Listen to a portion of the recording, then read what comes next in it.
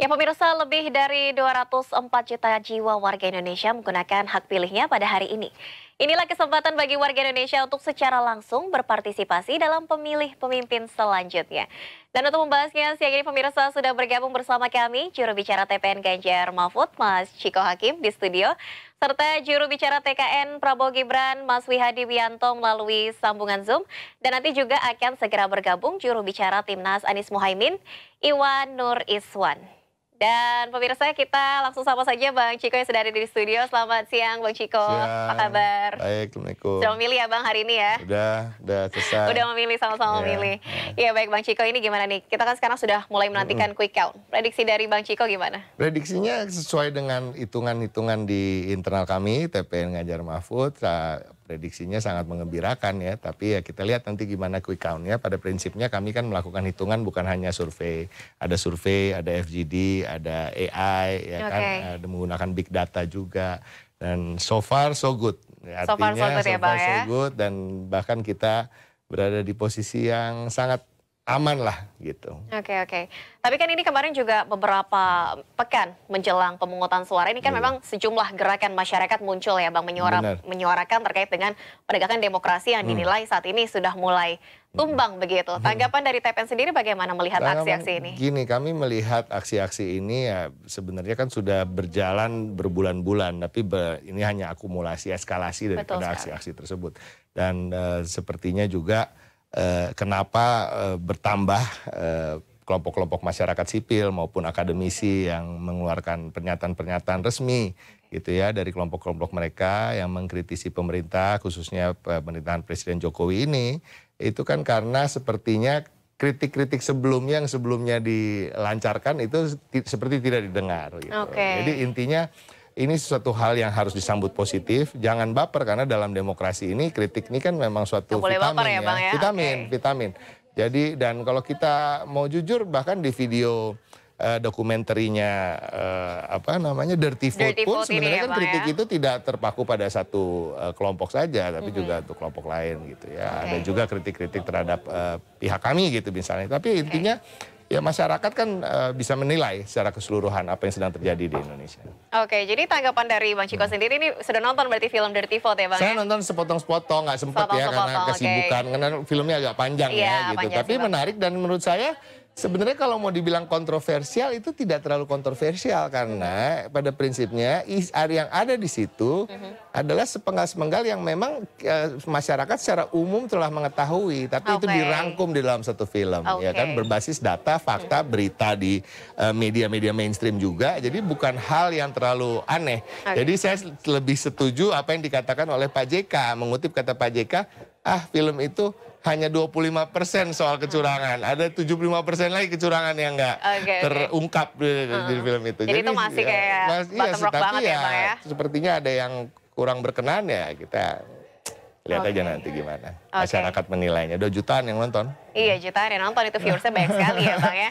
Oke, tapi Bang Chiko melihat kalau misalnya ya semoga sih tidak terjadi. Tapi kalau misalnya nanti ada dispute atau sengketa terkait pemilu, bagaimana dari TPN ini? Saya rasa gini, sengketa terkait pemilu itu kan juga bagian dari proses demokrasi ya. Masih ada jalur-jalur, koridor-koridor yang bisa menyelesaikan itu. Jadi kita tuh jangan ditakut-takuti dengan segala hal yang sifatnya masih ada dalam koridor demokrasi. Kadang-kadang orang ya termasuk itu tadi, oh harus 1 putaran, biar apa? Biar irit, biar kita nggak terpolarisasi loh. Nggak gitu, di dalam undang-undangnya sudah diatur bahwa lebih baik sebenarnya 2 putaran karena itu kan lebih akan mendapatkan pemimpin yang betul-betul legitimate gitu, dan memang anggarannya memang udah dianggarkan kok gitu. Dan yang penting semua sesuai dengan undang-undang yang telah diatur ya, termasuk dispute atau sengketa, ada ketidakpuasan dan lain-lain, asal dibawa ke ranah yang tepat, itu saya rasa hal yang harus tetap di-embrace istilahnya untuk sebagai bagian dari demokrasi kita. Baik, Bang Chiko, mungkin kita akan berbincang lebih lanjut. Ini sudah bergabung bersama kami melalui sambungan Zoom. Ada juru bicara dari TKN Prabowo Gibran, Mas Wihadi. Selamat siang, Mas Wihadi. Selamat siang. Suara saya terdengar jelas ya, Mas ya? Ya. Iya, Mas Wihadi, apa kabar? Ada Bang Chiko di studio dari TPN Ganjar Mahfud, Pak Wihadi. Saya tidak bisa melihat ini. Oh, nggak bisa lihat. Oke, siap. Iya, Mas Wihadi, kita sekarang ini sedang proses menunggu quick count mungkin. Mas Wihadi, bagaimana prediksi mungkin dari tim pemenangan Anda? Dari apa yang sudah kita dapatkan informasi, ini penghitungan suara kan sudah dilakukan di TPS-TPS dan sepertinya hasilnya memang tidak jauh dari apa yang sudah kita prediksi bahwa kita akan memenangkan Pilpres ini, karena kita melihat sekarang ini banyak yang sudah masuk laporan-laporan C1 yang kepada kami di tim kami, dan rata-rata itu memang ya boleh dikatakan 80-90% di TPS-TPS itu pasangan Prabowo Gibran lah yang memenangkan suara yang pada saat ini. Sendiri untuk proses quick count nanti akan mengawal bagaimana dari tim kemenangan nasional Prabowo Gibran, Mas Wiyadi? Ya, kita akan ada nanti Pak Prabowo, Mas Gibran juga nanti akan setelah kita sama-sama kita akan lihat quick count. Jadi kita kita akan melihat quick count itu. Tadi kebetulan memang saya tidak di Jakarta, saya lagi di Dapil, jadi saya memang mau kenapa saya ini. Jadi nanti Pak Prabowo dan Mas Gibran akan hadir dalam quick count nanti bersama-sama dengan TKN dan juga beberapa mungkin teman-teman yang dapilnya berdekatan di sana. Oke, Mas Wiyadi, tadi Bang Ciko sudah menyampaikan pandangannya terkait dengan film Dirty Vote. Yang ini mungkin bisa dibilang kontroversial karena juga ini dirilis beberapa hari saja menjelang pencoblosan. Tanggapan dari TKN mungkin, Mas Wiyadi? Saya melihatnya filmnya membosankan, saya hanya 5 menit. Membosankan menurut TKN ya, Mas? Membosankan karena apa yang secara film dokumenter itu tidak sesuatu film yang menarik, tetapi dipaksakan saja. Oke. Ya kan? Dan itu adalah hanya beberapa hal yang asumsi-asumsi yang disampaikan oleh 3 narasumber, dan kredibilitas dari 3 narasumber itu juga kita ragukan juga sebenarnya secara keilmuannya dengan memberikan satu statement-statement di situ. Jadi membosankan, banyak juga teman-teman saya yang bilang membosankan, jadi mereka tidak ada yang penuh gitu kan. Mungkin disitulah mungkin hanya klik lihat begitu saja, lewat-lewat begitu aja, karena permasalahan justru mungkin karena promosinya. Dan satu lagi, ini kan satu film yang sebenarnya diputar setelah kampanye selesai, jadi memang ada indikasi lah memang film ini adalah film yang dipakai untuk memberikan satu pengarahan daripada atau mungkin suatu hal yang kita lihat bahwa ini penyerangan-penyerangan yang dilakukan dalam pemilu nantinya. Jadi saya tidak melihat bahwa pengaruh daripada dirty vote ini, nanti kita akan lihat dari perhitungan suara, kita melihat gitu kan. Jadi bagi saya aja membosankan, apalagi bagi rakyat gitu kayak melihat itu. Ya, mungkin yang sutradaranya dan produsernya untuk belajar perfilman lagi ya gitu. Jadi karena saya lihat, kalau saya dulu bekas orang film, jadi saya tahu sekali bahwa tapi menurut Anda ini tidak masuk ke gitu, menjadi satu dokumenter ya. Begitu ya Mas Wiyadi ya? Ya, dokumenternya dokumenter picisan juga itu masuk. Itu nggak perlu ditanggapi, ini dipaksa-paksakan saja. Dipaksakan. Baik, berbicara analisa fakta dan data di film itu bagaimana Mas Wiyadi yang disampaikan? Data-data film itu kan sebenarnya sudah ada dan didaur ulang terus kemudian dikomentari. Dan ini saya kira sebenarnya sudah clear semua data itu, dan apa yang terjadi itu sudah ada dalam situasi yang kita lihat bersama, bahwa ada data kemudian penyelesaian dari kasus-kasus itu selesai semuanya sebenarnya. Jadi saya kira saya katakan tadi dipaksakan saja. Baik, dari Mas Wiyadi nih, Bang Ciko tadi melihat dirty vote dipaksakan nampaknya. Nah, mungkin kita akan undang satu narasumber lagi. Siang hari ini sudah ada juru bicara Timnas Amin, Mas Iwan Nur Iswan, sudah hadir di studio. Selamat siang Mas Iwan, apa kabar? Selamat siang, Mbak. Baik, apa kabar Mas Iwan? Silakan duduk, Mas. Mohon maaf. Siap. Ada ini apa namanya, Bang Ciko. Siap, masih ada Gia tadi ya Mas Iwan ya. Betul. Oke, kita tadi udah bincang-bincang nih Mas Iwan. Dari TPN, dari TKN, ini sama-sama optimis dan berharap hasil yang terbaik. Dari Timnas Amin, tanggapannya Mas Iwan?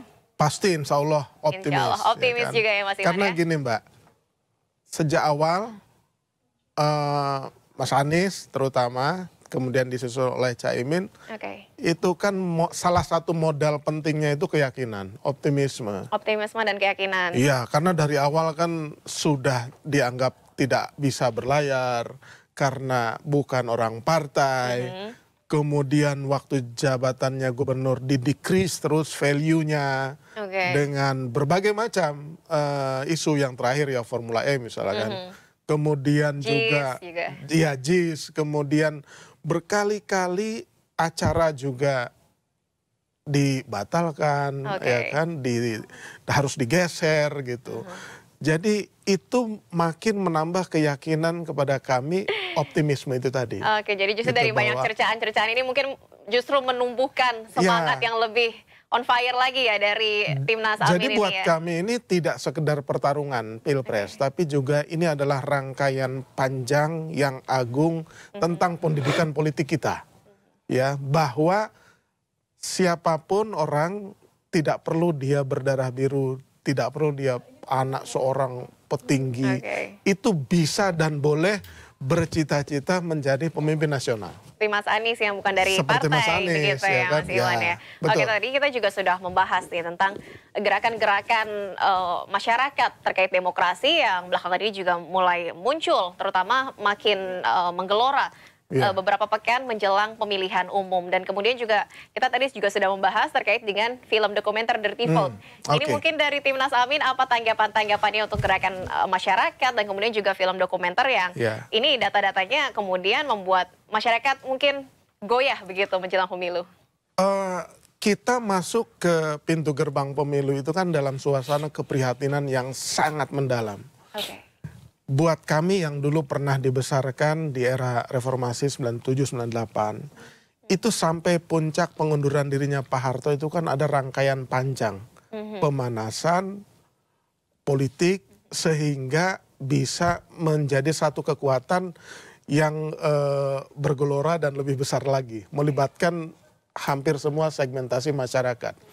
Nah, kemarin-kemarin ada satu ironi yang menurut saya di peristiwa di 97-98 itu kan ketidakpuasan terhadap Pak Hartonya itu sudah makin memuncak.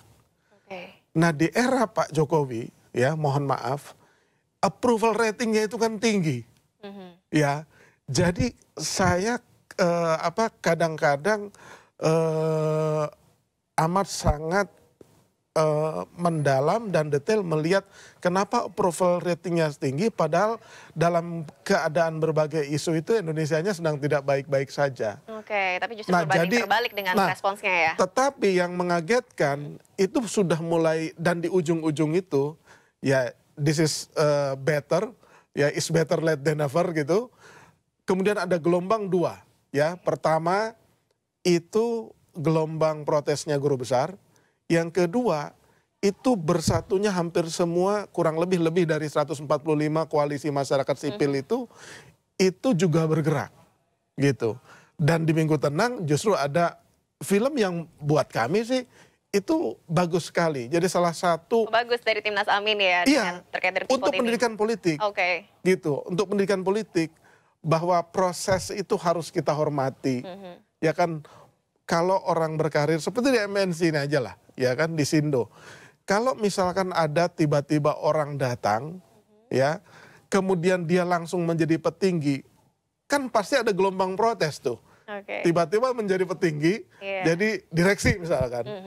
Padahal mungkin usianya muda, mungkin juga pengalamannya di dunia jurnalisme juga belum begitu banyak. Akan ada Mbak bisa bayangkan kan? Gitu ya Mas ya? Ya pasti ada goncangan dong. Gitu. Nah jadi itu bagian dari pendidikan politik. Jadi jangan hanya dilihat bahwa Pilpres ini adalah pertarungan menang kalah, tapi juga ini adalah panggung besar untuk pendidikan politik bangsa ini. Orang kalau mau menjadi pemimpin di sektor manapun harus punya prosesnya gitu. Apalagi ini dengan pelanggaran konstitusi kan gitu. Jadi instant culture gitu ya, budaya instan dalam hal apapun itu ya itu sebenarnya kurang baik gitu. Ya mestinya kalau misalkan, tapi kan saya bukan penasihatnya Pak Jokowi. Kalau saya ditanya jadi penasihat Pak Jokowi, mestinya itu kan punya batas, mengerti batas. Akan manis sekali, akan cantik sekali, akan respect sekali masyarakat apabila Gibran Ya, Mas Gibran itu dibiarkan 5 tahun menjadi wali kota, 5 tahun menjadi gubernur. Pasti reaksinya agak akan tidak perlu seinstan ini begitu ya, Mas Iwan ya? Gitu. Tapi lagi-lagi ada satu, Mbak. Tapi nggak ada yang bisa ngasih bansos loh gitu. Jadi gini, ya, salah satu pelajaran yang ingin saya sampaikan adalah bahwa di sekeliling pemimpin di sektor manapun, itu pada akhirnya selalu akan didominasi oleh kelompok para pemuja. Para pemuja. Dan membenar-benarkan. Oh, bagus itu, mantap itu, keren Pak, hebat Pak. Artinya dukungan-dukungan ini yang juga mempengaruhi. Mungkin ya jadi secara kadang-kadang, psikologi ya, kadang-kadang seorang pemimpin itu terjerumus ke dalam jurang kehinaan itu, ya. Itu bukan karena dirinya, tapi karena lingkarannya tidak berani berkata tidak. Tidak berani berkata pada tidak. hal yang secara kebenaran umum itu nggak pantas. Bahkan ekstrimnya, kalau Mbak jadi pemimpin, makin dia usianya bertambah, makin tingkatannya bertambah. Ketika Mbak keluar dari kamar, misalkan mohon maaf Mas Iwan, maaf kita potong sebentar. Kita akan mendengarkan terlebih dahulu pemirsa tanggapan dari Sekjen PDIP Hasto Kristianto berikut ini. Indikasi kecurangan itu apa bentuknya? Maaf ya, Mas. Ya, intimidasi tetap masih diwarnai, sehingga dari laporan begitu hasil exit poll di luar negeri mengunggulkan pasangan Pak Ganjar dan Prof Mahfud, lalu ada pihak-pihak yang panik dan kemudian mengeluarkan suatu instruksi untuk bergerak lebih masif lagi di dalam mendukung 02. Maka kita cermati dan Ibu Ketua Umum dengan para Ketua Umum Parpol pengusung Pak Ganjar Mahfud akan berada di Tugu Umar ini. Dan itu kemungkinan juga terjadi di Indonesia, Pak? Ya, terima kasih. Oke, Mas. Terima kasih, Pak. Baik, kita lanjutkan dialog tadi ya. Mungkin Mas Iwan ini masih berapi-api menyampaikan terkait dengan... Jadi sebagai pengingat untuk kita semua, ketika kita sampai pada tahap menjadi seorang pemimpin, justru kita harus lebih mewaspadai ya atau berhati-hati ketika kita dikepung oleh para pemuja. Bahkan ketika kita melakukan tindakan yang salah, para pemuja itu akan mengatakan itu baik dan benar. Bahkan ekstrimnya ketika... Akan membenar-benarkan ya, Mas ya? Ketika misalkan Mbak atau saya jadi pemimpin keluar dari rumah hanya pakai baju secara terbatas, gitu, pakaian dalam aja. Itu ketika nanya sama para pemuja itu gimana pakaian saya? Cocok Pak? Oh keren Pak, mantap. Padahal mantap hal yang Pak, sesuai bagus. norma ini Terus tidak... besoknya semua pakai baju yang sama. Gitu. Tidak sesuai dengan norma pada hal ini ya? Iya, gitu. Jadi itu yang harus diwaspadai oleh kita semua. Tidak hanya oleh Pak Jokowi. Ya justru mungkin Pak Jokowi bisa mengalahkan semua. Ya, mengalahkan kemarin-kemarin tuh. Semua presiden nongkrong di sana misalkan, ya kan. Mendukung jenderal-jenderal juga di situ. Tapi justru dia tidak mampu mengalahkan dirinya sendiri. Karena rasa percaya diri yang terlalu berlebihan itu. Oke. Berarti artinya Mas Iwan ini menilai apa yang mungkin dilakukan terkait dengan kemarin putusan MK, kemudian juga yang membuat melanggengkan pencalonan dari Gibran Rakabuming Raka ini karena memang ada bisikan-bisikan begitu dari orang-orang yang kemudian melulukan begitu. Ya kan bisa dua, bisa memang motif dan modus itu dari dirinya, bisa juga dari orang lain di sekitarnya, ya kan? Kadang-kadang kan kita tidak bisa meyakini satu kebenaran politik itu, karena kebenaran politik itu selalu relatif. Jadi makanya selalu kalau dalam politik itu rumusnya itu jangan sekedar dilihat perkataan, statement, tapi tindakan. Gitu. Banyak orang yang selalu mengatakan demokratis, saya demokratis, saya demokrasi. Partai ini akan jadikan sebagai partai yang modern gitu.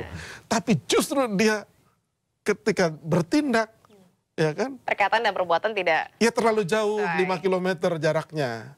Justru misalkan dia angkat anaknya, ya kan? Kecuali proses ya kaderisasi di partai tersebut itu memang anaknya diajarkan berproses dari bawah. Dari bawah.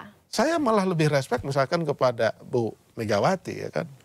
Ketika membiarkan seorang Puan Maharani itu tarung dari bawah gitu loh.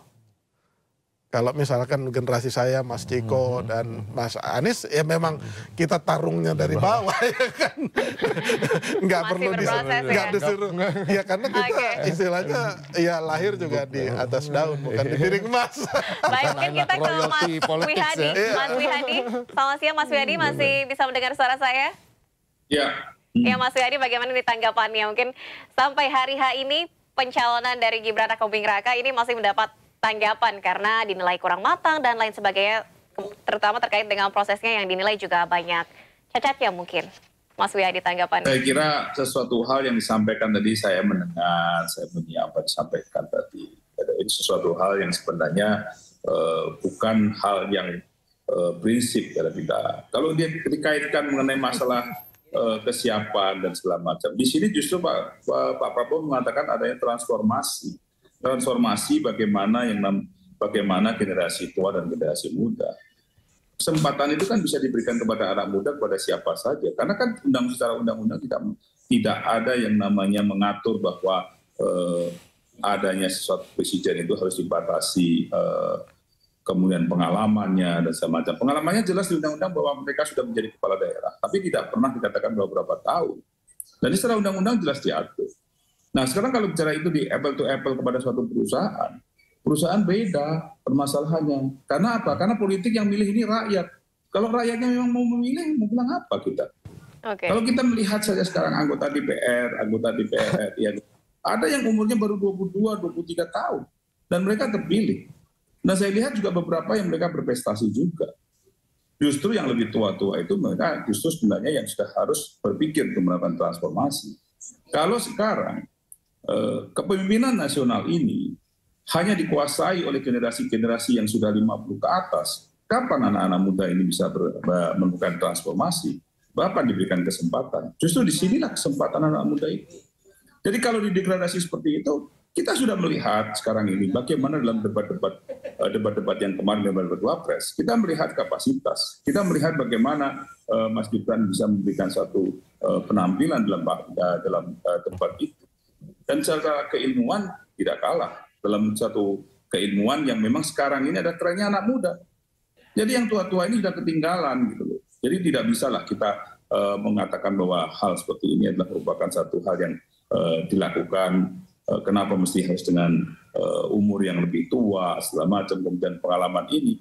Jadi nggak bisa seperti itu. Nah kita melihat di sini bahwa pemerintahan Pak Jokowi ini pemerintahan yang memang mempunyai tingkat kepuasan tinggi pada masyarakat. Kita melihat masyarakat di bawah itu mereka memang suka, gitu kan. Jadi tidak hanya kita ngomong-ngomong di atas aja. Dan teman-teman mengenai masalah social society ini kan hanya bicara di awang-awang aja. Kalau kita melihat di bawah, bagaimana rakyat ini, bagaimana rakyat pola berpikirnya rakyat, gitu kan. Nah, kalau kita melihat sekarang ini, kita lihatlah hasil pemilihan nanti. Hasil pemilihan ini adalah kecurangan-kecurangan justru banyak dilakukan oleh pasangan nomor 3, bukan kami. Ini sudah beberapa kali masuk daripada laporan-laporan kepada kami. Bagaimana yang namanya ada di TPS dan segala macam, sudah dicoblos dan segala macam. Itu terjadi gitu kan. Dari TKN melihat ada kecurangan dari tim pemenangan lain artinya, Mas Wihadi? Ada. Ini ada beberapa masuk, ada di daerah Kebumen itu ada sudah dicoblos 03 dulu. Kemudian kebetulan di dapil saya terjadi ini juga. Ya kan ada Limas mengarahkan untuk dicoblos 3 juga. Dan itu terjadi dan banyak terjadi di sini laporan-laporan yang baru masuk karena kebetulan saya juga tim advokasi. Oke, ini sudah ditindaklanjuti oleh TKN Mas Wihadi? Oh pasti kita akan tindaklanjuti kecurangan-kecurangan ini. Jadi janganlah kita bicara mengenai masalah hal-hal yang sudah terjadi ini. Kita sekarang inilah hari ini adalah rakyat menentukan pilihannya. Pilihan rakyat ini adalah pilihan yang memang menjadi pilihan, kalau kita katakan rakyat ini adalah suara Tuhan. Pilihan rakyat. Rakyat memilih dengan hatinya kok. Tidak ada paksaan. Dan kita melihat pada saat ini semuanya berbondong-bondong, semuanya datang ke TPS. Dan kalau kita melihat ada suatu paksaan, itu pasti hasilnya itu akan imbang-imbang. Ini enggak juga kita melihatnya. Nah, jadi kita cobalah, kita ini sebagai anak bangsa, kita ini bagaimana kita membangun negeri ini. Jangan lagi kita ini bicara mengenai masalah dengan dengan dalih apapun kemudian kita mengatakan bahwa ini negara ini menjadi tidak etik atau segala macam. Bukan itu masalahnya. Bahwa etik atau tidak etik itu kan permasalahannya bukan ditentukan oleh kita. Dan kita melihat di sini salah satu hal yang kita lihat bahwa apa yang dilakukan oleh Pak Jokowi ini sebenarnya adalah membuat kekuatan-kekuatan asing itu berpikir ulang kepada Indonesia. Indonesia ini mau maju. Dengan program hilirisasinya itu sama saja bahwa yang namanya negara-negara asing yang belum mengeksploitasi Indonesia itu tuh mereka akan terganjal dan mereka akan mendapat terganggu gitu kan. Dan saya kira kita melihat kalau kita kan guru-guru besar itu yang menekan itu ternyata beberapa setelah guru besarnya deklarasi ternyata dari pihak rektorat mengatakan itu tidak bagian daripada bukan sikap kami resmi. Artinya apa? Tidak semuanya yang diklaim bahwa yang namanya guru besar itu adalah merupakan semua daripada universitas itu. Oke, nah, gerakan akademisi kemarin ini belum mewakilkan seluruhnya ya, Mas Wihadi, menurut Anda? Kita lihat saja. Apakah semua 100% seperti itu? Tidak. Inilah demokrasi. Demokrasi yang segelintir ini, ya kan? Tidak boleh kita katakan, kita klaim bahwa ini adalah suara semuanya. Ya, tidak seperti itu. Ya. Jadi saya kira hal-hal seperti ini haruslah ya kan kita dudukkan bahwa kita ini setelah pemilu kita membuat pemimpin yang baru, kita menginginkan pemimpin baru, siapapun yang nanti yang menang kita harus dukung dan kita semuanya harus bekerja sama untuk membangun negeri ini, bukan kita saling menyalahkan. Ya ini adalah suatu pilihan yang kita lakukan, ini adalah pilihan untuk rakyat bukan siapa-siapa. Kita di sini semua tahu bahwa rakyat datang memilih, tidak ada suatu klaim-klaim yang nanti terjadi seperti apa yang kecurangan atau apa. Kita hormati semuanya. Demokrasi kita hormati. Tapi pada saat sudah selesai kita harus membangun negeri, kita bangun negeri. Ya kan? Jangan kita kemudian tetap saja menghalang-halangi untuk kita menjadi negara yang lebih baik, negara yang lebih maju, negara yang mensejahterakan rakyatnya dan segala macam. Ini satu hal pola pikir yang mesti harus kita bangun dari sekarang ini. Bukan dengan saling menyalahkan, saling mencari kesalahan. Tapi kita melihat bahwa pemimpin hari ini kita memilih pemimpin nasional kita untuk ke depan. Ini yang harus kita hormati apapun hasilnya, siapapun yang menang, kita semuanya siap untuk bekerja sama. Baik, apapun hasilnya harus diterima secara legowo oleh masing-masing ya, Mas Wihadi, kemudian Mas Iwan juga dengan Bang Ciko. Nah tadi mungkin kita minta tanggapan dari TPN, karena tadi ini dari TKN menyebut justru ada dugaan-dugaan kecurangan yang mengarah ke paslon 03. Ini tadi disebutkan ada surat suara yang sudah tercoblos, kemudian juga ada indikasi mengarahkan. Tanggapan ya Bang Ciko? Jadi ada 800 ribuan TPS ya seluruh Indonesia ya, ada sekian puluh ribu caleg ya kan. Dan ini bukan hanya pemilu presiden, pemilihan caleg juga. Jadi kita juga tidak bisa begitu saja mengkontrol siapapun yang berkontestasi dan perilaku-perilaku mereka satu persatu. Dan saya bisa aja saya tidak akan menyangkal apa yang disampaikan oleh Pak Wihadi, tapi juga di kami juga banyak sekali laporan-laporan yang terkait dengan kecurangan, ada maladministrasi, bahkan ada kotak suara yang belum siap. Sampai hari ini ada loh di pintu air, kalau nggak salah di Jakarta masih ada kotak suara yang belum siap, jadi sampai jam 11 belum ada yang bisa milih. Ya? Ini kan jadi pertanyaan-pertanyaan. Jadi ini terjadi di mana aja. Ini suatu hal. Ada beberapa TPS yang memang banjir memang. Yang banjir. Iya. Yang banjir. Ya, jadi pada prinsipnya hal-hal seperti ini terjadi. Nah, itu satu hal. Tapi tadi kan disampaikan oleh Pak Wihadi soal keterpilihan, ya kan? Masalahnya ini kan dalam demokrasi yang dewasa ya. Kalau kita masih mau menganggap demokrasi kita belum dewasa, kalau belum dewasa memang agak sedikit terlalu simpel berpikirnya bahwa yang penting terpilih, mau siapapun itu yang penting terpilih. Tapi kalau kita melihat demokrasi-demokrasi yang lebih dewasa dari kita, di mana aturan-aturannya pun sama, ya kan? Suara rakyat adalah suara Tuhan lah dianggap ya. Tetapi mereka memantaskan diri untuk menjadi seorang calon. Di demokrasi-demokrasi yang lebih maju, ya kan. Dan kalau kita ingin maju, kecuali kalau kita mau lari di tempat terus, bahkan mau mundur, bahkan kan sempat mau mundur lagi nih, sempat mau 3 periode lagi, ya kan. Itu kan mundur. Ya. Artinya ini ada arah memang ingin memundurkan demokrasi kita, termasuk itu tadi tidak memantaskan diri sebagai calon. Ini jadi permasalahan. Kenapa suatu bangsa tuh nggak bisa besar? Bukan dan gimana bisa bersaing dengan bangsa asing ketika lama-kelamaan kualitas dari pemimpin kita ini semakin menurun. Ya kan, diturunkan, dicari lesser requirement terus. Ya kan, hanya untuk meloloskan orang-orang yang mempunyai garis darah dengan pemimpin yang lama, kan gitu. Ini yang berat. Ya, ini kalau cara berpikir seperti itu, saya rasa kita tidak akan maju. Kalau kita lihat lah ya, kita bicara soal dinasti misalnya, ya. Kita bicara yang dinasti beneran aja. Kita bicara Brunei misalnya, itu kan kerajaan betulan. Kalau kita lihat anak-anaknya, cucu-cucunya, bahkan yang tidak akan menjadi raja dan yang tidak akan menjadi sultan, disekolahkan di sekolah-sekolah terbaik di dunia.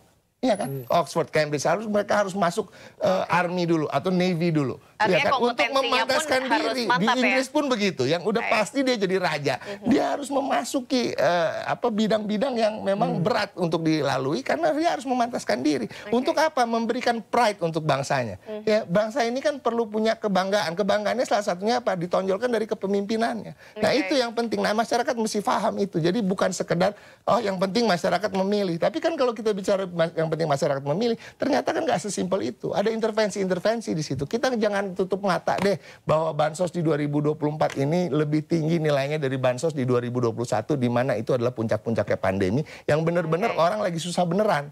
Iya kan? Tapi ada indikasi satu lagi, dan bahwa sekarang dengan adanya bansos ini, ya kan, dari langka beras tuh jadi 17.000 per liternya. Betul sekali, kenaikan kan? sekarang signifikan. Bayangkan nggak nyampe setahun lalu masih 9.000 masih kita bisa dapat. Ini yang harus dipikirkan, sehingga Bu Sri Mulyani harus menghold anggaran 50 triliun. Belanja daripada kementerian-kementerian. Ini kan yang terjadi hal-hal seperti itu. Dan baru kemarin tiba-tiba Presiden mendanangi perpres yang menaikkan tunjangan untuk itu. Kemarin saya diwawancara salah satu online news dan saya katakan begini, ya kalau masyarakat ada yang menilai begini, saya bilang, kok dia money politik pakai duit kita ya, gitu. Ya itu pandangan masyarakat. Maaf, itu bukan pandangan saya. Masyarakat tuh nilainya begitu. Masalah itu mau dibantah, masalah itu. Tapi kan itu sesuai undang-undang, terserah. Tapi kan rasa masyarakat ini menilai bukan soal pakai pasal-pasal aja. Saya selalu mengatakan yang hafal pasal itu cuma 2 macam orang. Orang jahat sama lawyers. Ya kan, kalau kita orang baik yang niatnya keluar rumah baik-baik, kita nggak akan hafal pasal-pasal itu, bisa hidup berpuluhan tahun tanpa berurusan dengan hukum. Nah, masalahnya kan kalau orang yang agak-agak jahat ini mau bikin jahat, dia harus hafal nih pasal-pasal supaya kita bisa menggunakan loopholes itu, celah-celah itu untuk tetap melakukan apa yang kita mau, kan gitu. Nah, ini yang masyarakat harus disadari, dan masyarakat mulai sadar, dan itu yang dilakukan oleh guru besar itu. Saya setuju dengan Pak Wiyadi, nggak semua guru besar, ada juga guru besar model Pak Pratikno, ya kan, ada juga. Setuju saya. Oke, baik. Mungkin dari Mas Iwan, paham dengan Bang Ciko, ada pandangan lain? Gini, pertama kalau misalkan soal realitas politik, soal dinasti ya, saya ingin memberikan contoh dari 2 negara saja, ya. Dinasti Kennedy di Amerika dengan dinasti Trudeau di Kanada, ya. Salah satu adik dari John F. Kennedy atau Edward Kennedy itu mau maju menjadi senator dari basis, ya kan, dari basisnya keluarga Kennedy, ya kan. Itu dia akhirnya pollingnya rontok itu hanya karena soal sederhana. Karena ketika dia tampil ke publik dan bicara, kebanyakan pakai kata diksinya itu anyway. Jadi anyway-nya itu terlalu sering. Kata penghubung itu ya? Kata penghubung. Kalau di kita mungkin kalau anak milenial secara lah ya kan. Anyway. Anyway. Nah, oleh para jurnalis ya, jadi pekerjaan jurnalis itu memang mulia, karena harus mengabarkan apa yang menjadi nuraninya masyarakat kan. Iya kan. Nah itu dihitungin terlalu banyak. Jadi dianggap dia itu kurang, ya kan. Kurang bisa, ya kan. Kurang bisa secara kompetensi. Itu yang pertama. Gitu. Ya, akhirnya dia mengerti batas, dia mengundurkan diri. Karena kalau dipaksakan maju, dia pasti kalah. Karena nggak ada satupun yang belain dia. Dia nggak punya presiden, ya kan. Abangnya namanya Ted Kennedy juga tidak mungkin bisa belain, ya kan. Nah itu yang pertama. Kemudian Trudeau itu Pierre Elliott Trudeau punya anak namanya itu Justin yang sekarang jadi Prime Minister Kanada. itu sudah lama sekali digadang-gadang untuk menjadi penerus bapaknya. Iya. Tapi dia selalu menolak bahwa saya belum siap. Saya masih mau menempa diri sendiri, ya kan, jadi guru, ya kan. Jadi salah satu sumber pengkaderan politik yang banyak itu kalau nggak lawyer, guru, dokter kalau di Amerika sama di Kanada itu, ya kan, sama jurnalis lah kira-kira gitu. Nah, jadi dia terus menolak sampai akhirnya para senior di Partai Liberal itu minta dia, tapi apa yang dia minta? Saya mau maju, tapi saya mau maju bukan dari distrik bapak saya. Oke. Dia justru mau tidak maju, mau membawa nama besar itu ya? Iya, dia mau maju di distrik yang partai blok Kobekwa, partai lokal seperti Partai Aceh, tapi dia cuma di Quebec saja. Oke. Itu di distrik di kota Montreal namanya Papineau. Dia maju di situ untuk menunjukkan bahwa meskipun saya anak Pierre-Éliott Trudeau, saya milih dapil neraka istilahnya kalau di kita, ya kan, di distrik di tengah kota Montreal, di mana liberal itu sering kalah sama partai blok Québécois. Dia maju di situ dan menang tipis. Jadi orang salut sama dia. Jadi, nah kita ini enggak gitu. Jadi ada satu masalah di kita ketika dulu kita, kalau kita nyebut kata nepotisme, itu ada hubungan dengan dinasti, itu seperti dirty word.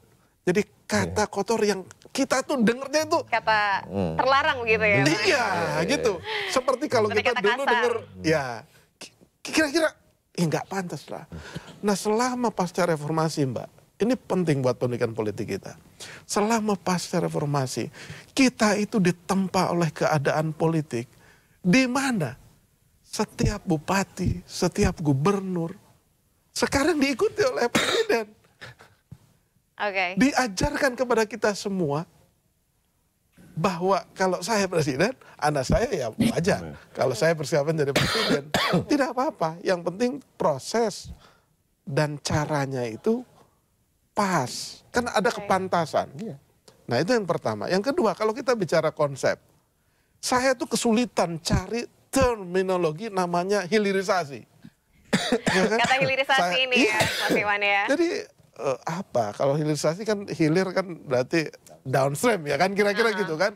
Tapi konsep ini apa sih hilirisasi gitu loh. Sampai urusan digital pun tuh ada hilirisasinya gitu loh. Baik. Ya saya bergerak agak lama di sektor pangan dan pertanian ya kan. Oke, ini masih bingung dengan konsep yang kemarin ini mungkin di tema debat juga ini menjadi perbincangan ya begitu bisa ya Mas dibayangkan bagaimana mau hilirisasi produk pertanian kita yang sebagian itu impor. Justru yang penting di sektor pertanian itu bukan di downstream, justru di hulu. Oke, ini justru gimana meningkatkan produksi nasional kita. Baik. Lawang kita sudah menjadi, kita bukan penanam gandum, tapi kita menjadi konsumen gandum yang sudah besar, yang kemudian menjadi tepung, menjadi roti, ya kan. Kemudian kita udah impor susunya berapa? 85% mungkin hitungan terakhir, ya kan.